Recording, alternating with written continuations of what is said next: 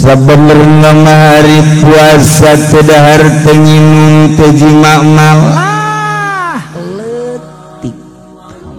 nu hese ge muasaan kahayang muasaan nafsu kenging Nabi nyarita sabada perang urang kuari mantas ngalaksanakeun jihadul aswar na'udu ila jihadil akbar